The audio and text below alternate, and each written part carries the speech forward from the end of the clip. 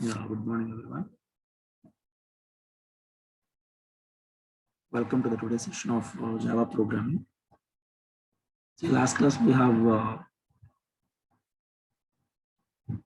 I have shared a video where we discussed about the basic introduction regarding the Java programming, like history of Java, basic introduction,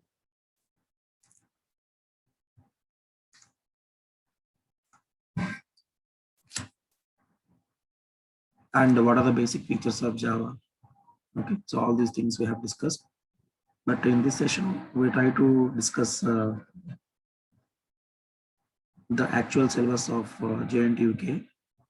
Okay, so the first part of the syllabus you cover programming structure in Java. Okay.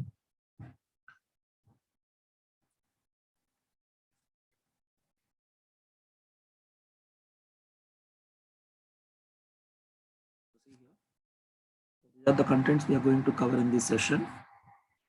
So programming structure of Java basically includes the some basic part of introduction again, writing sample Java programs, how to write a small program, then elements or tokens in Java. Okay, elements or tokens, and what are the different statements in Java we have, and the concept of command line arguments, then user input to programs, how we can give input to the programs. And the next thing is escape sequences. There are different symbols which are used for escape sequences. And then how to give the comments in programming. And finally, we study about what is the programming style of Java. Okay, so let's begin with the introduction. See, basically Java, by using Java, we write three different types of programs. Standalone applications, applet programs, and Java servlets. Standalone application means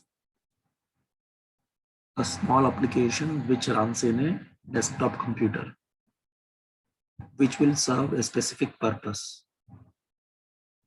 Okay, like Microsoft Office 2010 or 2007 is a standalone application which runs on my desktop.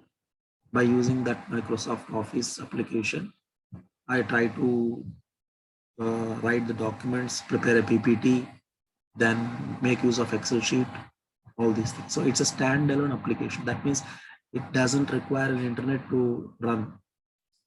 So that is basically a standalone application which runs on a particular desktop system. The second type of programs we can do with the help of Java is applet programs. So applet programs run in a web page which requires an internet to run the applet programs. Okay, basically it is a program which will be executed with the help of a web browser.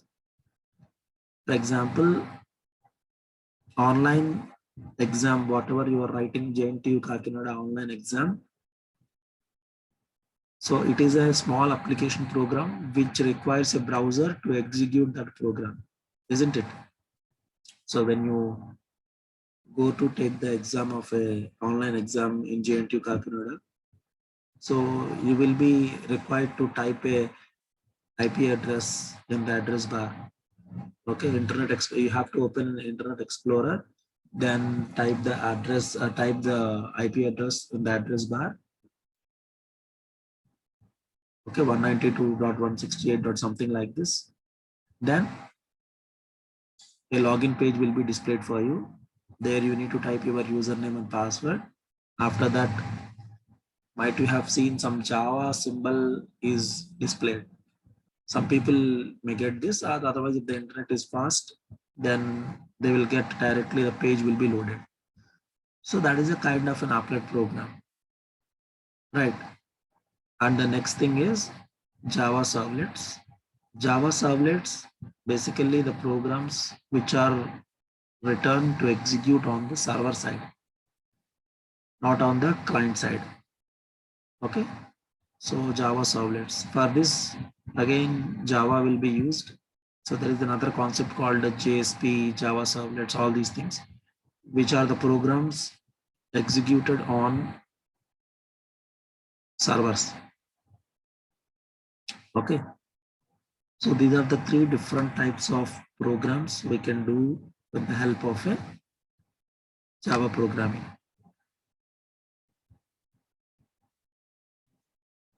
Next thing is,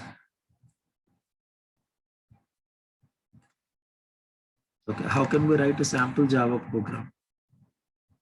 See, the most of the computer languages, the name of the file that holds the source code to the program is immaterial.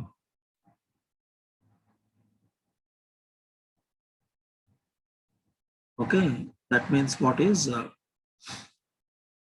in most of the programming languages, the name with which you are saving your program file is not so much important.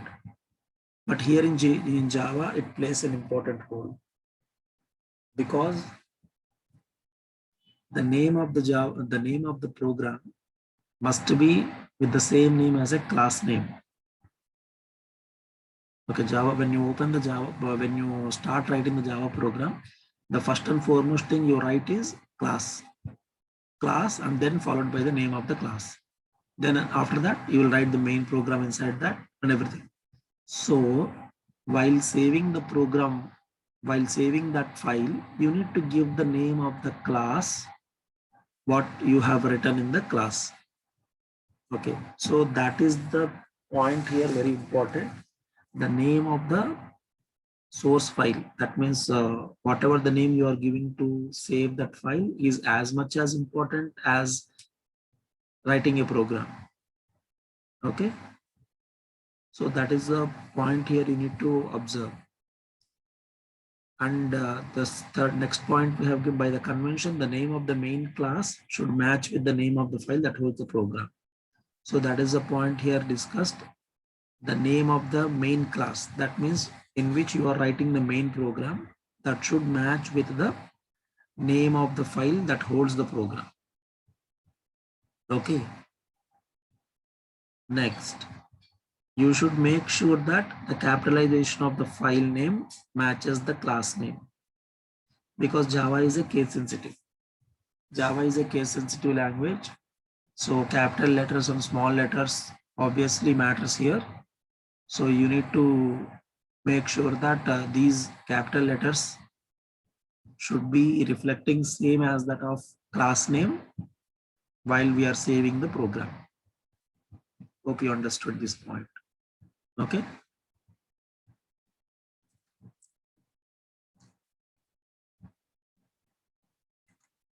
Next. Okay. So here is the small example of a Java sample Java program. So here you can able to observe Java class, Java program started with the name class, keyword, it's a keyword, then followed by the name, any valid identifier. Here I'm taking the identifier as sample. So this is the name of the class. So the same name has to be matched with your program name, that means file name, sample.java. So you need to save this file with this name, sample.java. .java is the extension for saving the Java file. Okay, so here the sample is the name of the class. With that name only we are saving the file name. Okay, so by the general convention, obviously we need to write the first letter of the class with a capital letter. The same has to be reflected here. The first letter of the file name should be the capital letter. So blindly we can say that what is the name of the class, that same name should be given to the name of the file while we are saving the Java file. Okay, so Java program is started with the class sample. Okay, any name here, but here I have taken sample. Then after that you need to write a main program, that means main part. In general, C programming, we write void main, but here we need to write public static void main. Okay, so the entire thing will be written here. Public static void main. I'll try to explain what each and every statement. What is this public and static void and main, everything.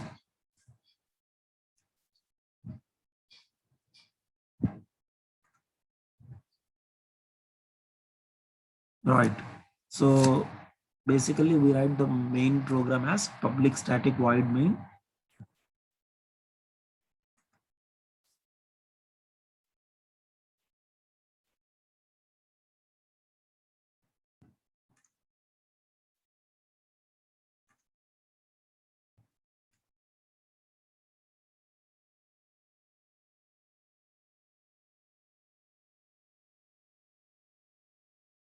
So this is the sample program.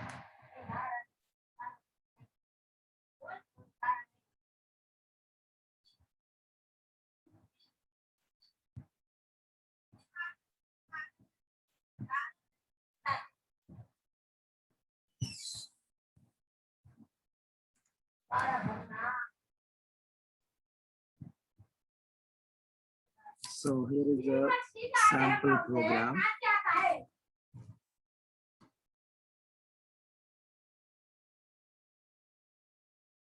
The sample program. So we write by starting with the name of the class. So first of all, we write the keyword class, then followed by name of the class sample. So here I told you the convention is, it's a very good practice that always we try to give the same name of the class as the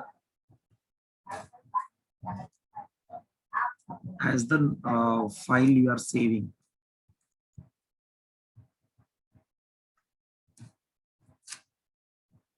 And then we write the main program, main of the program by writing public static void main string args of. And then followed by a small printf statement, like we write a printf statement in C programming. Here we need to write system.out.println. Okay. And then whatever the statement you want to print on the screen, that statement will be displayed. That statement will be given inside the parenthesis. So system.out.println. Okay. Now I'll try to explain what are the each and every part of a program, why we are writing public static void main, all these words. Okay. So let's learn about what is the main thing, what are the contents of the program we have written, and why we should use this. See here. So basically we start with writing public static void main string args of. This is the main portion of the program. Okay. So first of all, the word public, why we are writing public. The public keyword is an access modifier which allows the programmer to control the visibility of the class members. See, whenever we write public in front of any method or a class, that class or method will be accessible by any part of the program. That means it can be visible by any other members of that particular package. Okay, so by simply saying that we can, whenever we write public in front of any method or a class, that class or method can be used by any other program or any other person within that package. Okay, see why we are writing this public, private, and protected. These are the three keywords which are useful for controlling the visibility of the classes. What is meant by that is, nobody without the proper permission or the authorization cannot be used the program. So that's why we are giving the access modifiers. See, whenever you write public, it can be accessed by any other members of that class or in that package. But when you are write private, only the particular only the members within that class can be used, the private members. When we write protected, only the members within that particular package can use the can be used that program. So these are the three access modifiers we have. So which provides the security in programs. Okay. So that is why we are writing the public here. And the next keyword is static. Static keyword means static. Whenever we write static in front of any method or any class, without creating an object for that class, we can access the members of that particular class or a method. Okay. In general, when we write a static, when we don't write static in front of any method or class, basically to access the members of a class, we need to create an object for that class and access the members of a class. But whenever we write static in front of any method which is there in the class, no need to create a object for that class. Okay, so that's why we are using the main method as a static. So whenever we write static, obviously the initialization will be done prior to the compilation. Okay, so that is the purpose of the writing a static keyword. So you can see here, he has given the word keyword static allows main to be called without having to instantiate a particular instance of a class. Okay, and this is necessary since main is called by the Java virtual machine before any objects are made. So before any object initiation is done, whenever we write static, those methods will be automatically initialized. Okay, and basically we write void. Void in front of the main means the main method will not return anything. That's why we write the void. Okay. Next, then followed by the main. So main is the main program where the program execution will be started. Okay, and then in the main program we try to write something called string args of. Okay, string args of. So this is nothing but args is nothing but a array. The name of the array is args, which accepts the string type of data. It accepts only the string type of data. Here, why we are writing this string args of inside the main is to accept the command line arguments. Okay, what is this command line arguments? I'll tell you in the later section what is that command line arguments. So, but as if now you try to remember that you need to write string args of that should be written inside the parenthesis of main. Okay. So basically the main thing is we try to use this thing with the help of command line arguments. So the command line arguments is the next concept that we are going to cover. So at that time I'll try to discuss what is that user for. Okay, so these are the different parts of the program. So as you can see, these are the different parts of the program of a sample Java program looks like. And then you can able to see something called system.out.println inside the main program. So this statement is same as a printf statement in C programming.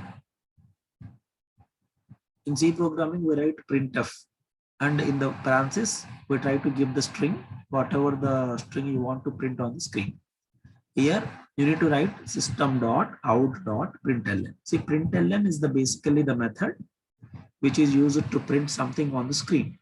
Whereas system.out is nothing but out stands for output stream. Okay, output stream, and the system stands for system related activities. So this is the interfaces or the packages in which this println method contains. See, basically println method contains in output stream class, and this output stream class internally it is in the interface system. Okay, so that is what we need to write system.out.println. Okay, next. Here you can able to see how the Java program will be written, and then it is compiled, and then it is converted into a bytecode, and finally the output will be displayed on the different platform. Okay, see, I'll try to explain this diagram. Your source code will be something like your notepad file. We will write a program in notepad file, right? So sample.java, that is saved as in sample.java, which is a notepad file, which also called as a source code. Then after it is given to the, it may, with the help of javac command, we'll try to compile the program. Then the compilation will list all the errors which are there in the program. If you don't have any errors, then program will be converted into a bytecode. Bytecode means which is a machine understandable code which contains a highly set of optimized instructions. So which is called as a sample.class. Okay. So for every Java file, there is a .class file associated with that. When after the compilation, .class file will be automatically created.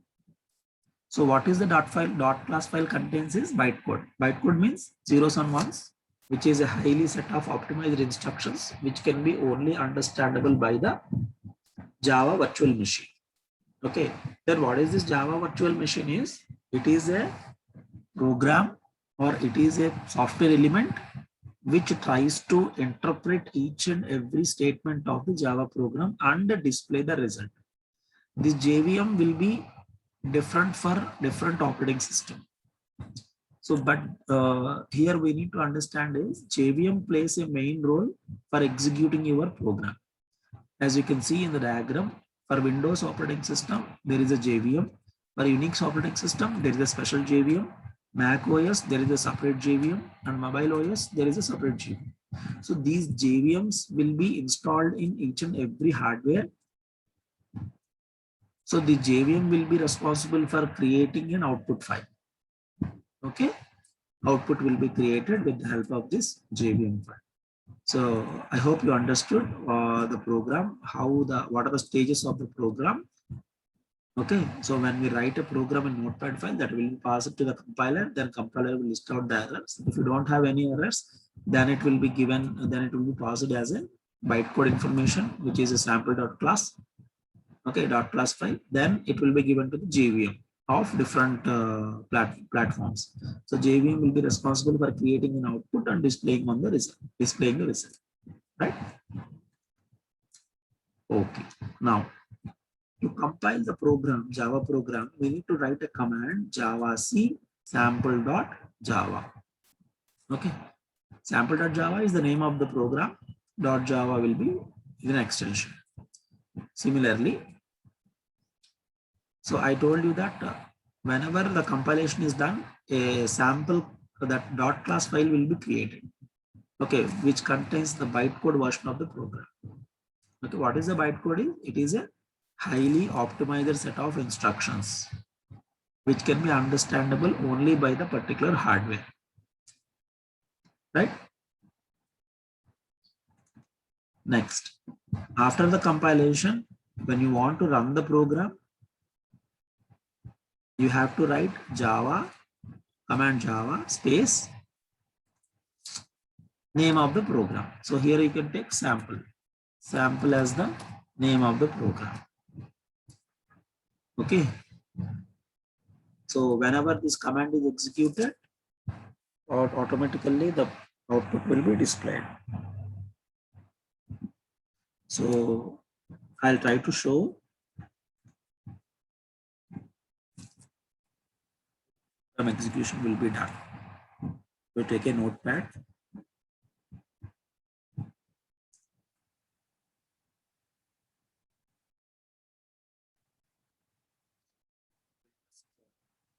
the program, whatever we have done.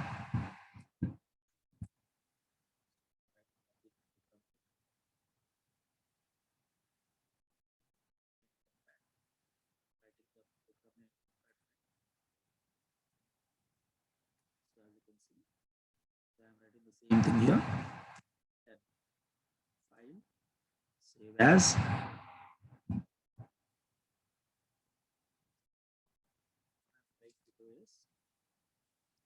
I have given the same name as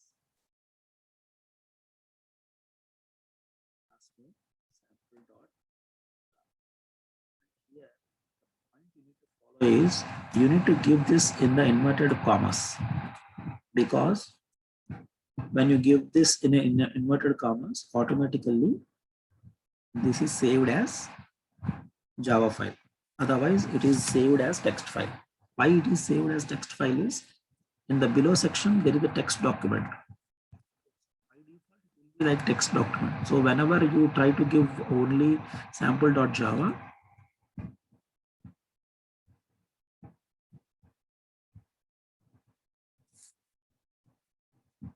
sample.java, it is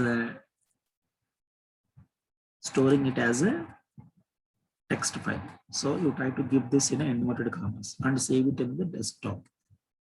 Okay. After that, open the command prompt.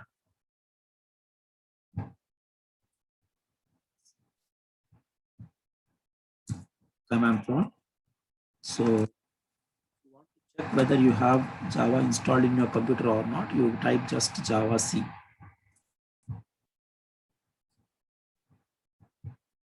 Okay. So when you when this content is displayed, you observe that Java is installed in your computer. Okay. Next.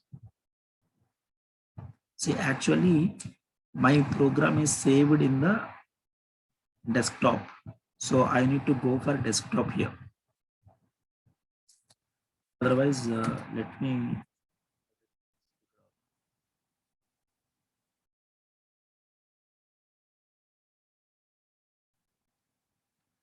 So I need to go for desktop.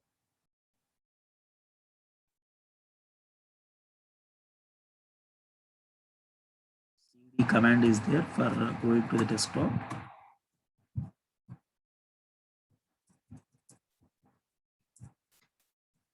Or otherwise, if you want to know the path of the file,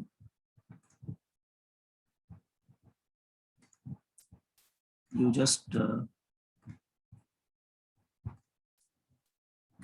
check what is the path of this file.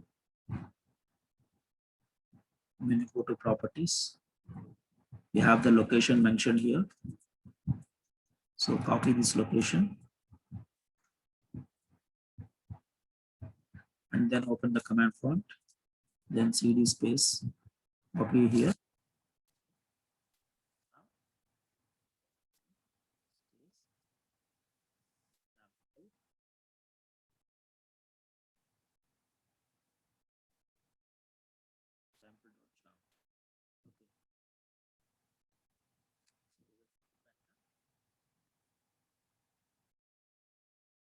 It will display the errors that are there in that program.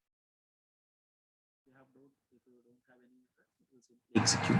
Right, see, my program doesn't have any errors. So I'm simply getting the next line. Again, you need to type Java.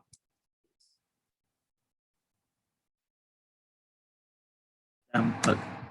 What is that? That is the name of the program, right? So you need to give Java sample. Now it will display. So this is a simple Java program. Okay. Have you understood this?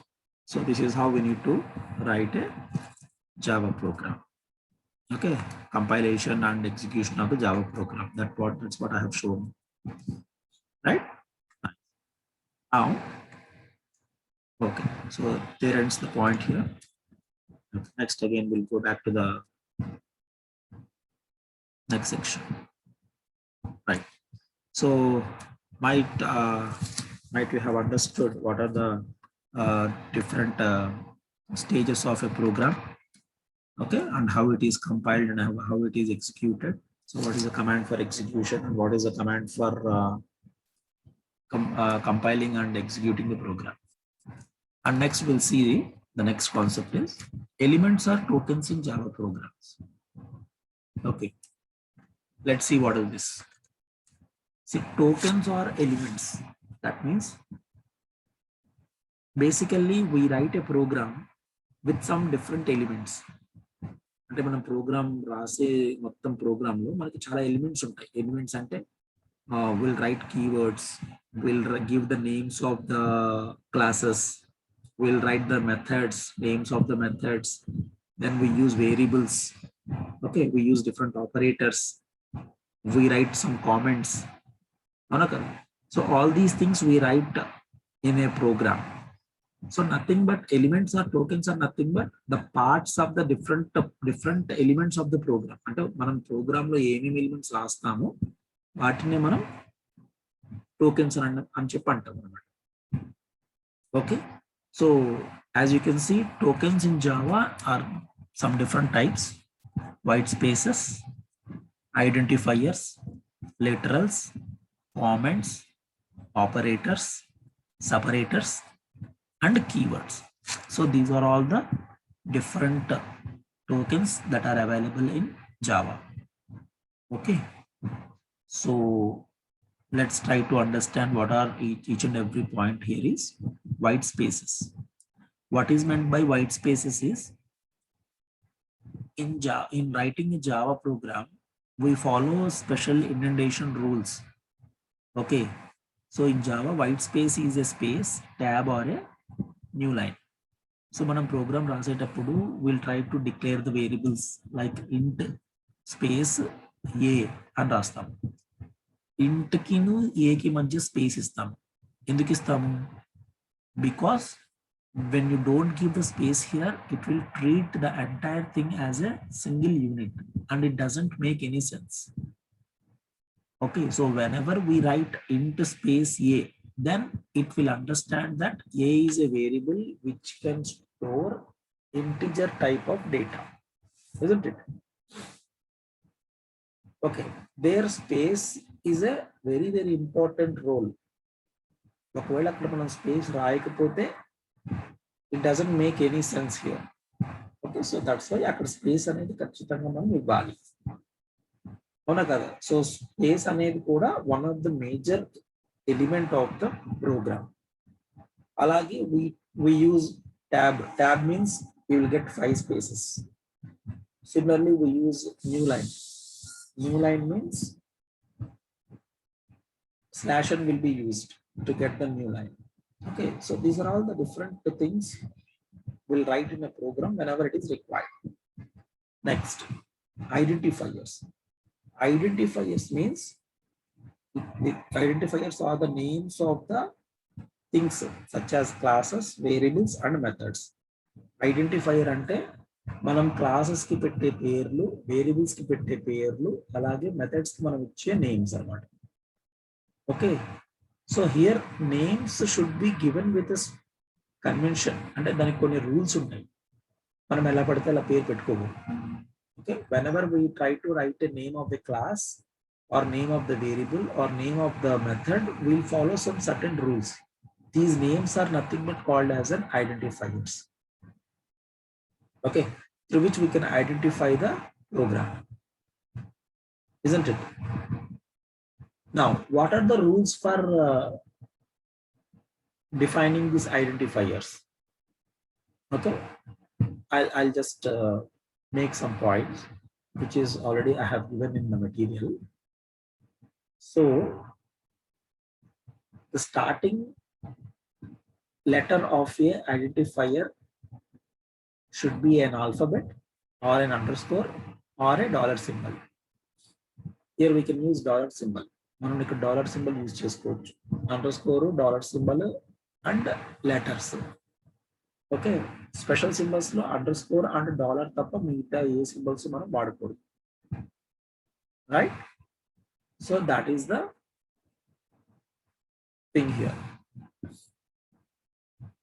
Okay, so ఇలా మనం under score లేకపోతే dollar symbol use చేయొచ్చు. తర్వాత Keywords should not be used as a identifiers. Alage names మనం పెట్టేటప్పుడు there should not be any spaces in between the name or letters మధ్య spaces ఉండకూడదు. Okay, or we can have an underscore symbol but not the spaces. Okay, all these things are the different rules that we have to follow while we are writing the names of the identifiers. Next,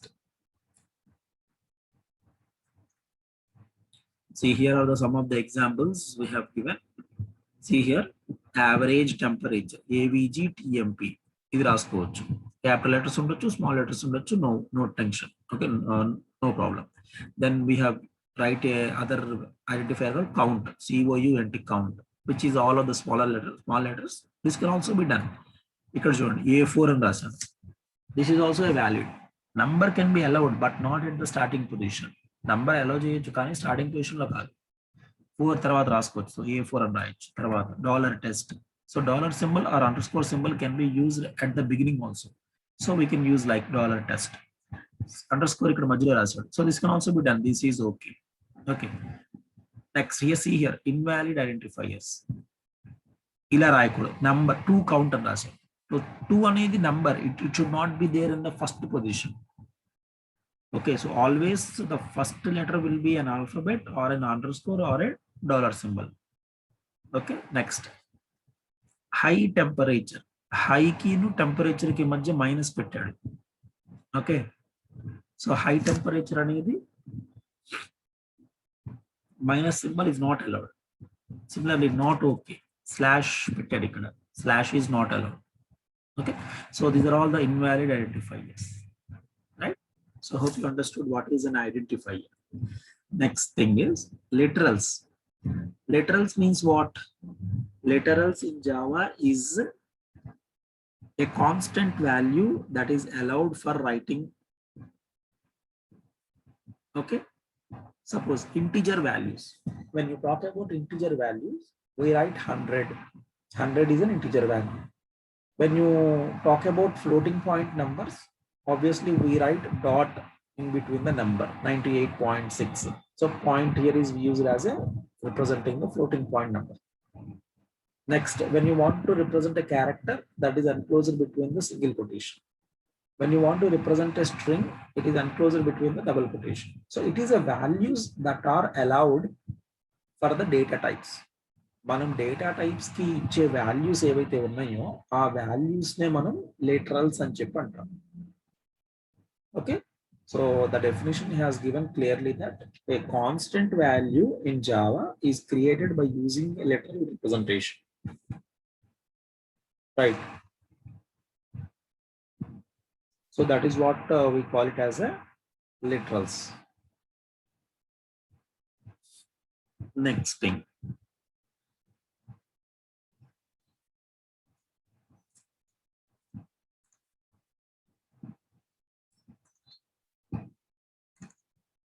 Okay, next, comments. We use comments in Java. Okay, comments మనం use చేస్తాము. But comments are of different types in Java. There are 3 different types of comments in Java. One is double slash. Okay, double slash is used as a single line comment. Second one is a multi-line comment. That means when you write a multiple lines, 2 or 3 lines, then you need to write starting lo manam slash star పెట్టాలి, అదే line ending lo star slash పెట్టాలి. Okay, next, the third type of comment which is available in Java is documentation type, documentation comment. That is slash ఇచ్చి double star ఇచ్చి ending లో star ఇచ్చి మళ్ళీ slash ఇవ్వాలి. Okay, so this is we use in HTML documentation. Okay, so basically HTML documentation lo వీటిని మనం use చేస్తాం, which is called as a comment. Again, ఈ comment section గురించి ఇంకొంచెం డీటెయిల్ గా మనకి when we are writing the programs, then we can understand here.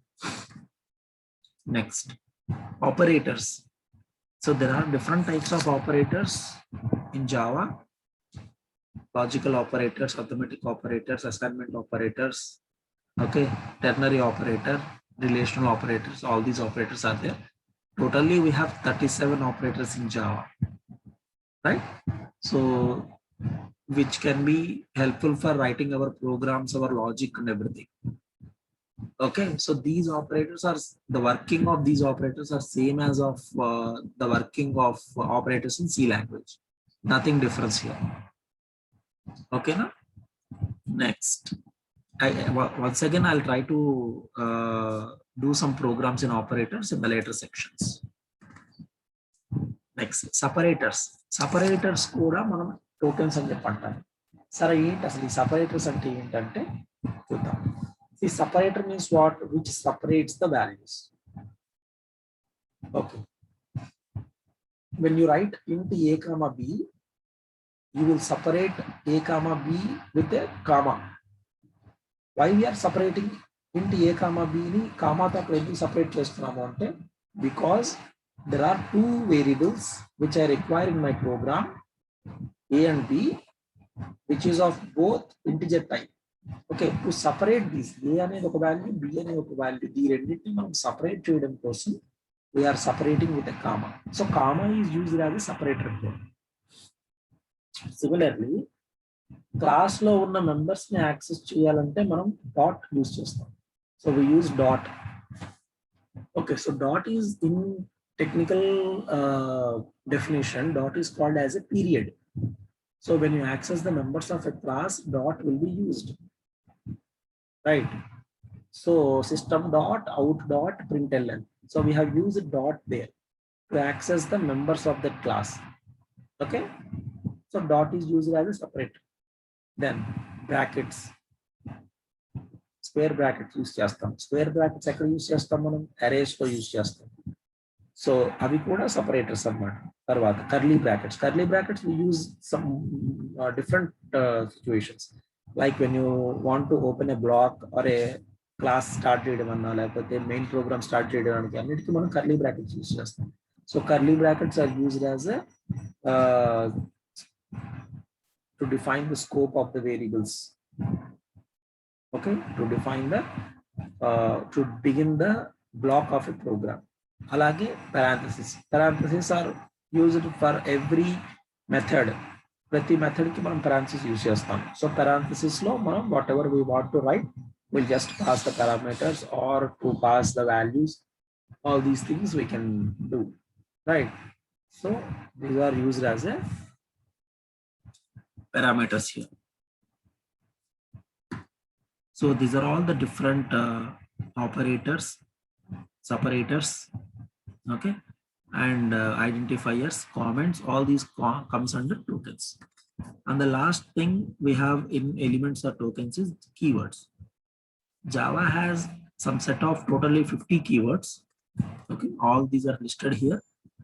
Apart from C program, most of the keywords are from C program, but apart from that, we'll incorporate so many other keywords also, like synchronized, this, throw. Based on the concept, these keywords are evolved. Okay, so totally we have 50 keywords. Based on the requirement, whenever it is required, we use these kind of keywords, right? So this is the different tokens that are available in the program.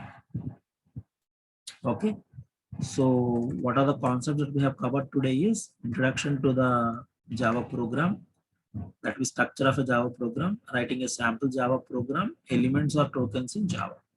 ikkada varaku manam ee session lo cover chesam.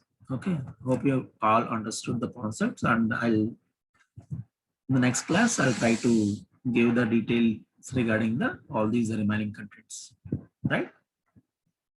Thank you.